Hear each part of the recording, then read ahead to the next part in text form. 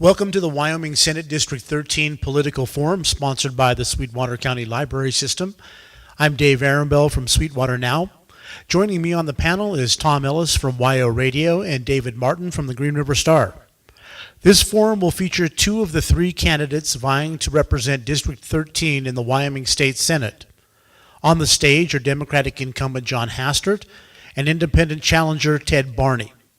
Republican challenger Tom James was unable to be here this evening, but he was invited to submit a statement that we will read on his behalf.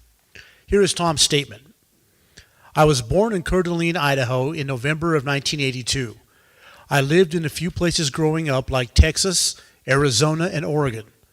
School and I never got along as I was a hands-on learner, not a book learner. I began working at 14, and since then I have worked various jobs, most of them being manual labor and customer service jobs. I understand what it is to struggle. I have been homeless and was able to bring myself back up. I have been taken advantage of by a major corporation, a sleazy landlord, and I have been in situations where I had to choose between food and rent, and you know what? I wish it didn't happen, but I am glad it did. Because all that has made me appreciate what I do have, and it has also helped me bring to light and or prevent that situation from happening again. And it will allow me to bring a real world view to the table from someone who has been there before.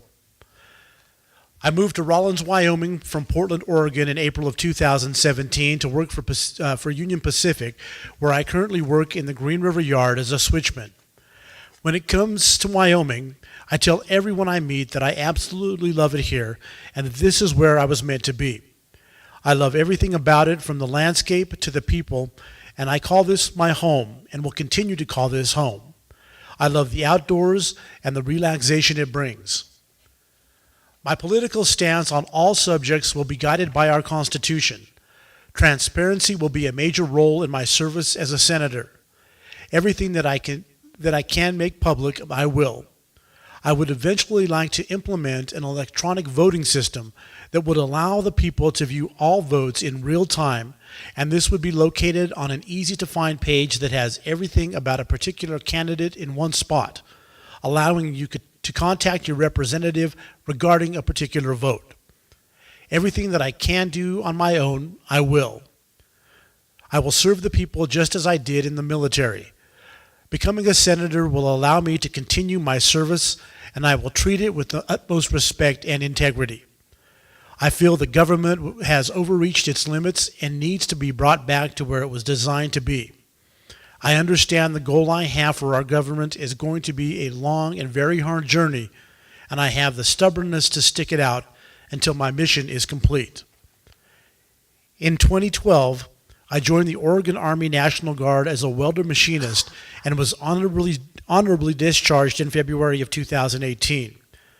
My military service is extremely important to me. I hold my service with great honor. I joined shortly after my grandfather died, who was also in the Army and was in the Korean War. I joined the military partly to honor him and partly because I wanted to be a part of something great and to make a positive difference in this world. I willingly and without hesitation signed the line saying I would give my life to protect the Constitution and the people. I swore an oath to defend the Constitution against all enemies, foreign and domestic, and I will forever honor that oath. In basic training, I was given a dog tag that has warrior's ethos on one side stating, I will always place the mission first, I will never accept defeat, I will never quit, I will never leave a fallen comrade. And on the other side, it has the Army values loyalty, duty, respect, selfless service, honor, integrity, personal courage. I carry this with me at all times, and this is the compass that I use for direction in my life. I serve the people. When I say that my service in the Senate will be treated with the same values as the military, I say that as a promise to myself, my grandfather, and the people, and I never make a promise I can't keep. Again, that statement was from Republican candidate Tom James, who was not able to be here this evening. And I pass the mic to Tom. We will now start the forum with opening statements. Ted Barney, we will start with you. You have 3 minutes. First of all, can we do the pledge as we did in the last, or was the pledge for the whole evening?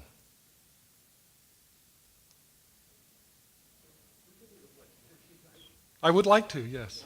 Well, if you'd like, then please stand for the Pledge of Allegiance. I pledge allegiance to the flag of the United States of America and to the republic for which it stands, one nation, under God, indivisible, with liberty and justice for all. Thank you. Good evening. I would like to thank the library system, the Sweetwater Now, YO Radio, the Green River Star, for sponsoring this event, for the opportunity to talk to the people that are here and the people that are out there on the internet watching, because I know people actually watch on the internet. I hear comments about it all the time as a Green River City Councilman about some of the events that transpire at our city council meetings that are televised. I think it's important to have this event at the library.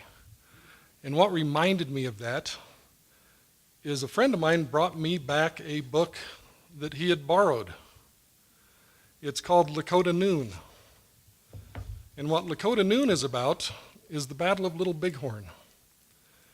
And what its contents share is information from the Native American warriors that were there that day and their memories. It goes through the events from the night before to the first time that they knew the 7th Cavalry was attacking them. What they did, what they saw, where they were at, and what transpired. When I was in college, I learned from my history professor, this is called source information. Source information is information from somebody that was there that can provide accurate information on a topic. It's not somebody's researched opinion. It's not a party's platform. It is the information that is pertinent to the facts that you are looking at. And that is why I'm running for office. In the Wyoming legislature, I deal with statutes every day as a state employee with the Public Defender's Office. Semantics matter. The semantics of legislation, of statutes, is what governs what law enforcement does and what the judicial system does. We need to pay attention to semantics. Those semantics need to be addressed by source information. When you leave out source information and just fly by the seat of your pants, you end up passing legislation to address an issue that was addressed 10 years previously by the Ninth Circuit Supreme Court, Court of Appeals. And I'm talking about the Hemp Act that we have, not the Industrial Hemp Act, but the Hemp Products Act. And that is why I'm running, is to address semantics, to use source information. And I thank you for your time this evening. Thank you. Senator Hastert, you have 3 minutes for your opening statement. Thanks, Tom. And I too would like to thank the library system, thank the constituents of Senate District 13 that are here and out there, and of course the people of Sweetwater County. My name's John Hastert. I am your state senator, and I'm seeking re-election to the office of Senate District 13. I've been serving in the legislature for quite a few years, and I think I've had quite a few accomplishments, not only for the state of Wyoming, but specifically for Sweetwater County. I have served, began my time serving in the House of Representatives, and then moved on to the Wyoming Senate. I've served on numerous committees, the Revenue Committee, Transportation and Military Affairs, Labor, Health, and Social Services. Right now I'm serving on the Appropriations Committee, and the Management Council. And the Management Council is the organization that oversees the legislature. I too have concerns about transparency and have been fighting for that for years. The wheels of government, as everyone knows, move slowly, but we've made headway. Right now I'm serving on a committee that is looking at simplifying our budget and making it more transparent for the people. We're setting up our new Capitol with the ability to do electronic voting. And we have moved more and more towards a more transparent government as we've moved forward. I'm proud to say you don't do these jobs for the accolades, but when you get them, it's really nice. I'm proud to say that I've received several awards during my time in the legislature, from the Peace Award from the Coalition Against Domestic Violence and Sexual Assault for all my work that I've done over the years for victims of domestic violence and enhancing laws in that arena, to excellence in education for my unwavering support for education for the kids in the state of Wyoming, and from the military, from the Wyoming National Guard, the Military Medal of Excellence, which is a civilian award, and then from the United States National Guard, is considered National Guard U.S., the Patrick Henry Award. And these are very near and dear to me. It's just a testament of recognition for my dedication and hard work for the people of Wyoming and especially Sweetwater County. I want to continue to do that work. I think I've made some great accomplishments, and moving forward, we have many more we can do. So thank you. Okay, we will now move on to the question portion of the forum. Each candidate will have 1.5 minutes to answer each question. Senator Hastert, you will answer the first question first. While the state has shown willingness to tighten its fiscal belt during the past few years, at what point do you think taxes, fees, and other revenue enhancers should be considered by the legislature?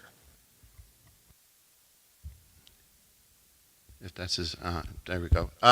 There's several things that we can do before we ever have to look at any kind of revenue enhancements, and that's taxes.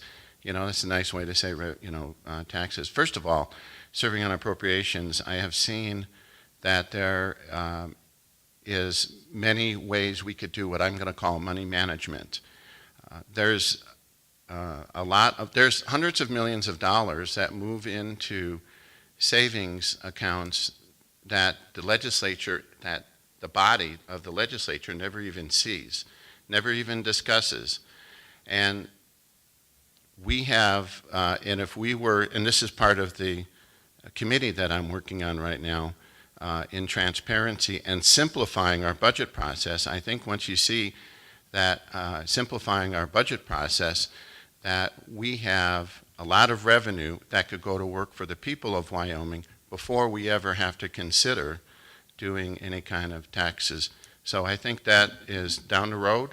I do want to comment that I heard that people talking about a state income tax, and that's a constitutional. That's violates the Constitution if you look into the act of admission for Wyoming. So that's something that we'll never do. Thank you.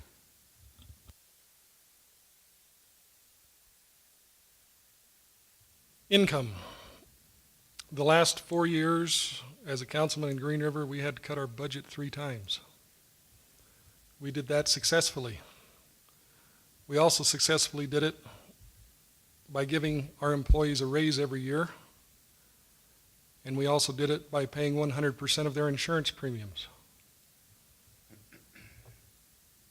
So there are ways to cut a budget, become more efficient, protect your employees, give them the incentive to do a better job before you have to start looking at raising taxes.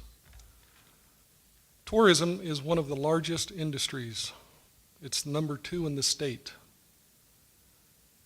When I get down to the Senate, I will introduce a bill to change one minor statute.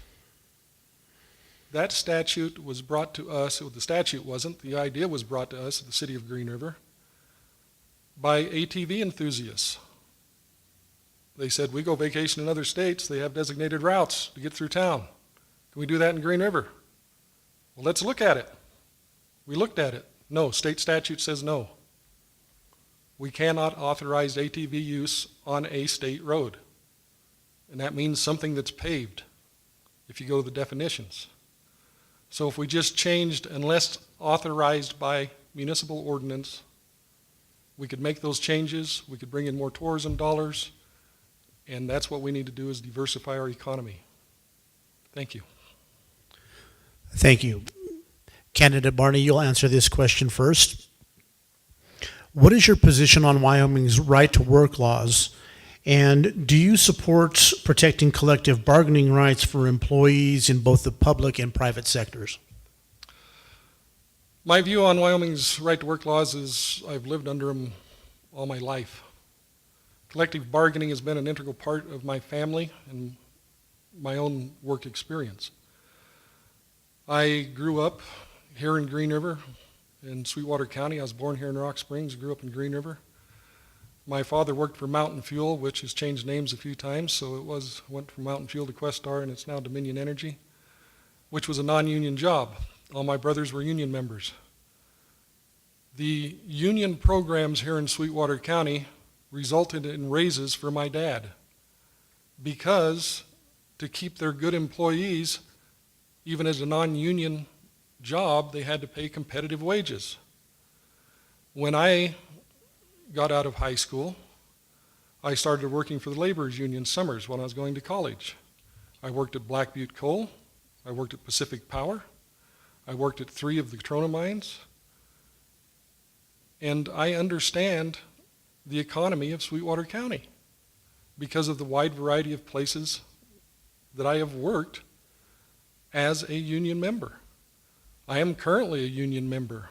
I'm a member of the Wyoming Public Employees Association. I think unions are an integral part to our society. They protect the worker, even the workers that are not unions. Thank you. Thank you. Senator Hastert, your response? Yeah, the Wyoming's, or the right to work law in any state is probably one of the most misunderstood and misrepresentative laws that I've encountered. And I work at Genesis Alkali. We're represented by the steelworkers. I've been there for 40 years. And I was curious one day, and I asked several of our union members if they could tell me what the right to work law meant. And they said a variety of answers of, yeah, well, people should have the right to work, and, it means you can go to work someplace. And I told them, I said, what the right to work law actually means is that if you go to work where it's represented by a union, you don't have to join the union. And the "and" part is the big part, is that the union must represent you at their cost. So you pay nothing in to get the benefits of the bargaining unit, yet they must represent you at their cost. And if you have a case that goes to arbitration, it can cost anywhere from $3,000 to $5,000 to the local, but yet you're not representative. Collective bargaining for firefighters is something that I support big time, and I can talk about my efforts in protecting firefighters' collective bargaining later. Senator Hastert, this question will be for you first. What is your position on the governor's Endow program? I'm in support of the Endow program. I voted for it. I think that they're looking at many things to help the economy of Wyoming. I think we need to diversify. They're looking at ways of diversifying the economy, and going to be bringing that kind of thing, ideas back to the legislature. The idea that we need to keep Our youth in Wyoming, we need to maintain our infrastructure. We need to support the infrastructure of the state of Wyoming, and a lot of those things are what our Endow program is looking at. I think the governor put some good folks on there, and I'm very supportive of it. Thank you. Candidate Barney, your response? I fully support the Endow program for two reasons. The first reason is it is about economic diversification in the state of Wyoming. There are a lot of avenues for that diversification that we need to look at. One of the things that I think that we need to look at is manufacturing. The last figures that I looked at, 6% of our economy comes from manufacturing. As we're losing money in the mineral extraction industry, we should start looking at actually building stuff with those minerals. I've wondered all my life, as have many people I've talked to all my life, why we don't manufacture glass in Sweetwater County. We have all the components for it, and it eliminates one of the legs in the manufacturing process. It's why Church and Dwight is so successful. They get their materials right next to their plant. It eliminates one leg of their cost factor. We need to look at those things. The second reason is the sense of community that it has brought to Sweetwater County. On the Green River City Council, working hand in hand with the Rock Springs City Council and working hand in hand with the Sweetwater County Commissioners, we decided on a place that would be the best location for a manufacturing facility. And we did that together. It's a sense of community. And that's the two reasons I support the Endow program. Thank you. Thank you very much. Starting with you, Mr. Barney, in your mind, what is the solution to the state's problems with education funding? The state's problems with education, in my mind, this is a multifaceted thing in my mind. We need to remember that Wyoming used to be one of the best states for educating our K through 12 people. I grew up in that education system. I'm a product of that education system. We talk about people getting educated and leaving the state and never coming back. I went to college, got my bachelor's degree. I went into military intelligence, learned many new skills, 6 additional languages. I could have worked anywhere in the world, but I had children, and I wanted my children to have the same educational opportunities that I had. It's not so much about the funding, it's about the focus. If our legislators focus on the need to educate our children, we can find a way. It's the same thing we did with our budget cuts in Green River. It's why we gave our employees raises. It's why we pay 100% of their insurance premiums, is because this is what's important. Our children are important, and when we focus on our children, the incentive is there to find a way, and those ways can be found. We've seen it in Green River. Thank you very much.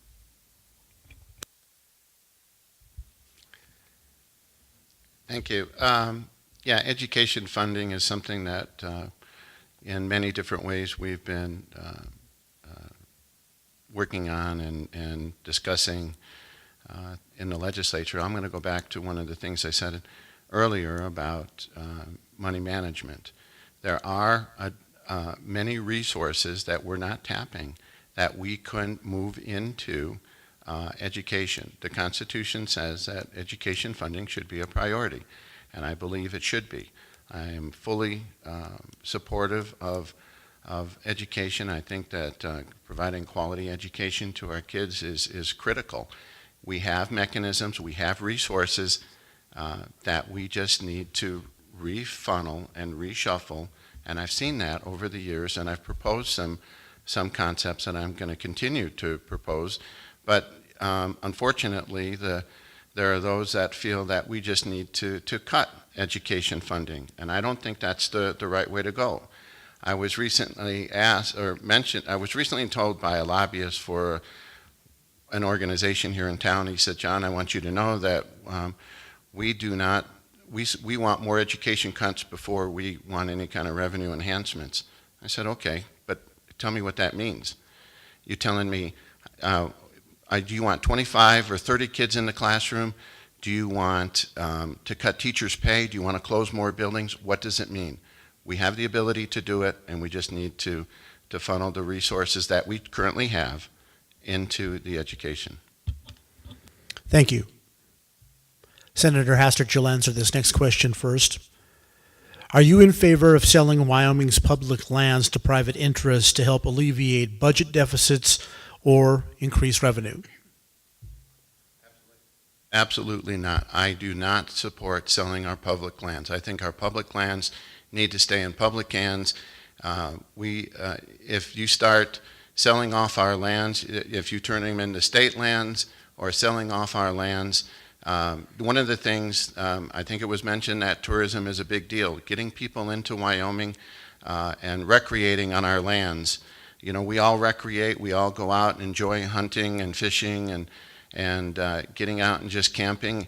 Right now, you can't do that on state lands, but but on these public lands, you know, and then access. Access is a huge issue. If we start selling those off, then you won't get access to those hunting areas. I'll guarantee you that. And I've seen this in other states where they block off areas, and then you're going to end up with landowners with, you know, private hunts, and it won't be the same Wyoming. And I absolutely 100% am in support of public lands and will not sell our lands. Thank you. Candidate Barney, your answer? Hell no, I don't support it. If that's not definitive, I'm not sure what is. I grew up in this state. I love the Wyoming open spaces. To sell off land for money is placing dollars over people. We can extract minerals, we can extract oil and gas by directional drilling. We just need to ask the Saudi Arabians on how to do it. They can only drill from certain places in their entire country because of the shifting sand. But they're one of the largest oil producing countries in the world because they use innovative techniques, not the overuse of the land. Wyoming is about the open spaces. One of our sayings decades ago was, Wyoming is what America was. I have friends from all over the world that come here, and they're amazed at the wide open spaces that they can see and travel through and not hit a fence, not see another person. It is something we need to protect. It is what makes Wyoming, Wyoming, and I will never support the rampant sale of public lands so somebody can make a profit over protecting what the people here do. Thank you. Thank you. Thank you, Candidate Barney. This next question would be for you to start with. Recently, a judge overturned the efforts of the Wyoming Game and Fish to delist grizzly bears. Was this a good decision, and why or why not? Two different answers. I have no idea because I haven't read the briefs. I don't know what the judge made his decision on. I don't know if it was on what federal policies, what prior judicial acts had been looked at, what prior judicial decisions were relied upon. But that is the investigator for the Public Defender's Office in me speaking about the judicial process. And without reading the brief and the decision, I can't say whether I agree with it or not. As somebody that lives in Wyoming and breathes in Wyoming and has seen a grizzly bear in Wyoming,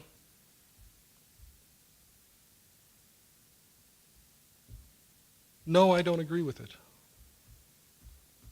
I grew up hunting in Wyoming. I personally would never hunt a grizzly bear. I have no desire to shoot a grizzly bear. If I got in an altercation with one, I'd hopefully have a firearm with me, and hopefully I wouldn't be Hugh Glass. And if you don't know who Hugh Glass is, go to your local library and get a book, because that's a wonderful story. And so on that aspect, yes, I think we should be able to hunt grizzly bear. Thank you. Senator Hastert, your response? I spent a lot of time looking over what the Game and Fish studied and the science behind what they did, the rebound of the grizzly bears, and I would say that it's not something that's for me, but I don't believe that the judge should have overturned that. I believe that the hunt should go on. I think that, and remember, it's not just massive killings. It's select quota, small numbers. It's not just rampant killing of bears, like some people have said. It's just a quota and designed to trim back the number of bears roaming in Wyoming. I've been out there in the wilderness, and you hear many stories about people out there encountering bears. And the short version of my answer is I support the hunt and the limited hunt. Okay, this time we'll start with Senator Hastert. Outside of education and revenue, what do you believe is the biggest issue facing the Wyoming legislature? What do you think is the best solution to that issue? Our funding, being able to provide funding for the state of Wyoming, and there's a couple things that come to mind. Providing for jobs for people, providing people for the jobs industry will have. I'm going to talk a little bit about career and technical education.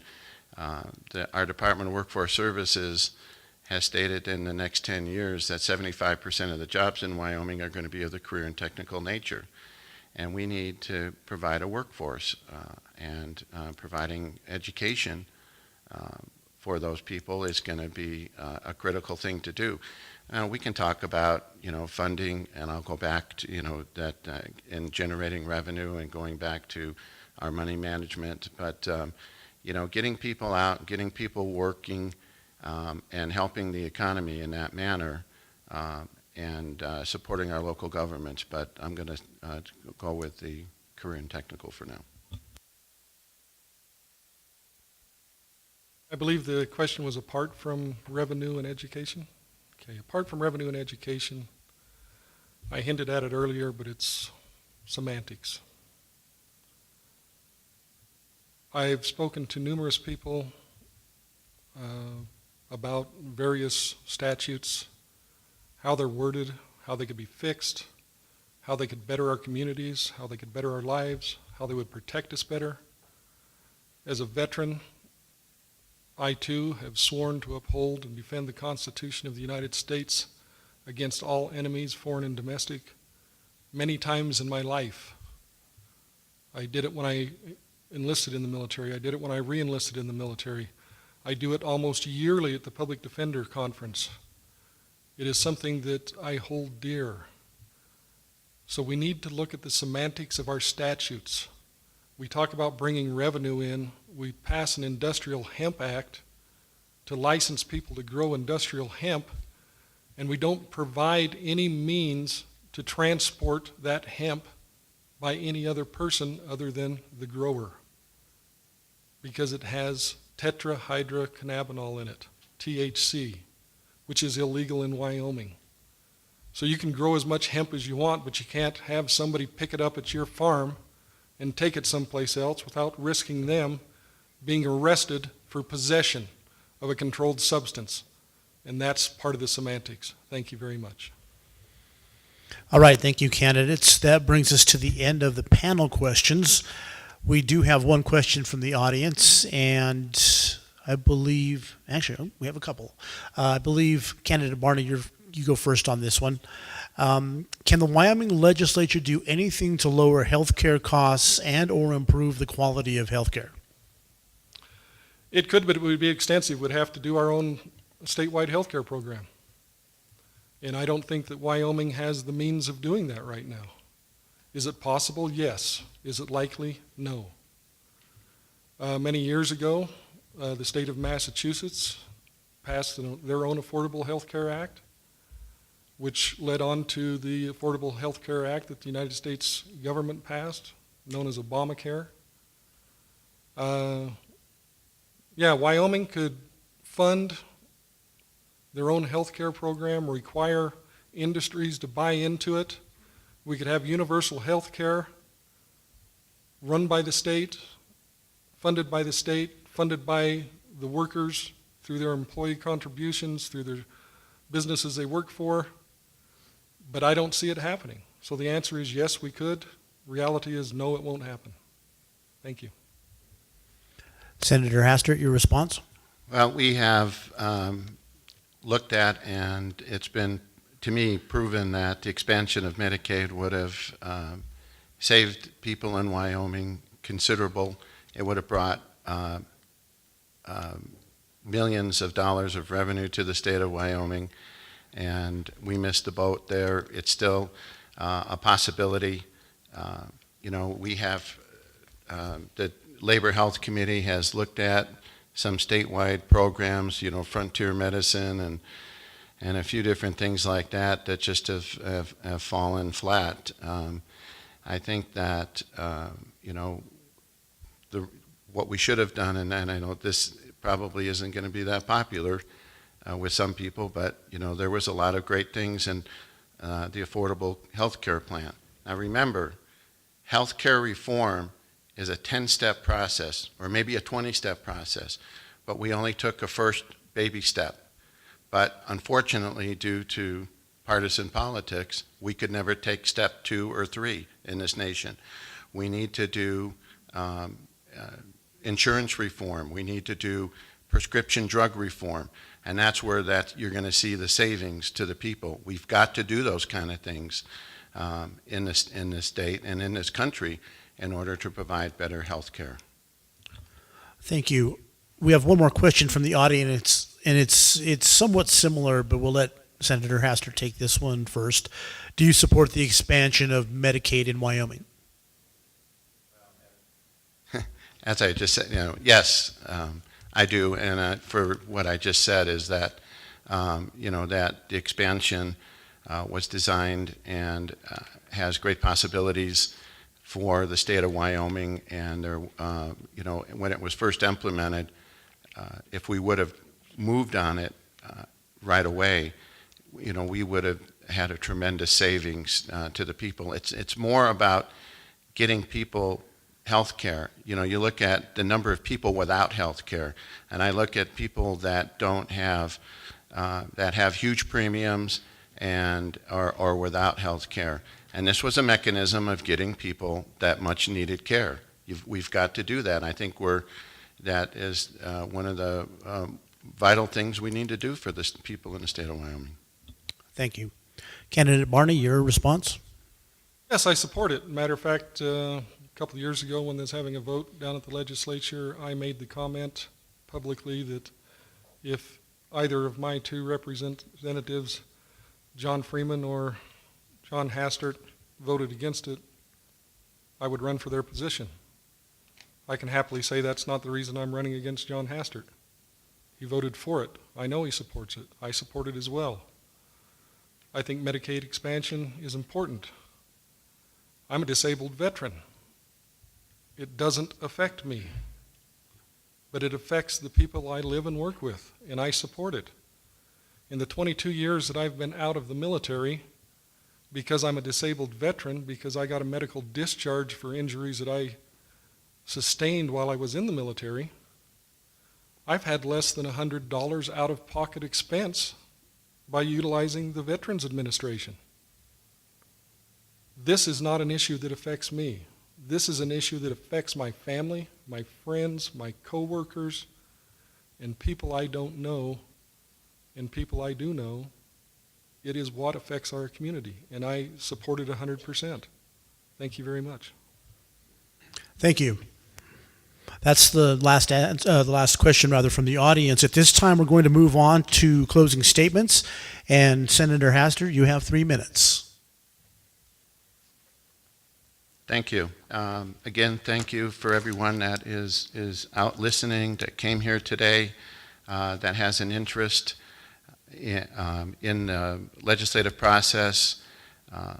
Politics today is kind of a, well, I guess it always has been a contact sport, but I guess even more so in this day and age, which to me is kind of sad.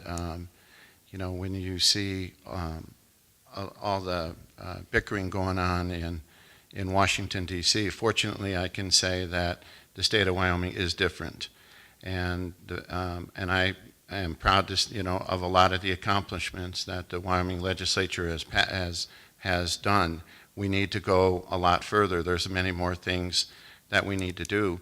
And I feel that I'm dedicated, qualified, and ready to meet those challenges coming into the future.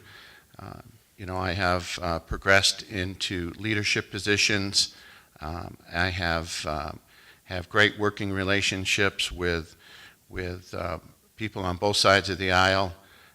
It's all about when you get to that legislature, you drop your party name and you go to work for the people of Wyoming. It is absolutely just about working for the people of Wyoming, and I have demonstrated that over the years. I have listened to my constituents, and one of the things I'm proud of is getting the input from my constituents on certain votes and have moved forward in that manner. I have constituent service is something I dearly love. I have helped numerous people with issues with the state agencies, and I want to continue to do that with people and their issues. As I said, there's many things I want to work on in the future. I think we need to work on the healthcare issues. I think we need to work on the career and technical. I've had legislation in the past that I want to bring back. As I say in the legislature, if it's a good bill, you bring it back. If it's been voted down in the past. So for all those reasons and many more, I'm asking for your vote on November 6th. I believe that I have accomplished many things and will continue to move the state forward. As I believe I put on one of my campaign flyers that help me protect the Wyoming we know and love. And thank you, and please get out and vote. All right. Thank you, Senator Hastert. Candidate Barney, the floor is yours for 3 minutes. Well, just in closing, I don't belong to a political party. I have in the past. I spent 23 years as a Republican, and I spent 13 years as a Democrat. For 3 years, I've been registered as an independent because I'm sick and tired of party politics. Because people place party over their community. We look at people and we place a label on them, whether they're a Republican or a Democrat, and automatically they stand for certain issues, and if you don't know that person, you don't know if they stand for those issues or not. And this is what has to stop. And that's why I'm running for office, is because the people, we the people, that is mentioned in the preamble of the Constitution of the United States of America doesn't ever mention a party in the entire Constitution. Our forefathers fought a revolution so that we could be represented by people from the community and not have party politics brought into it.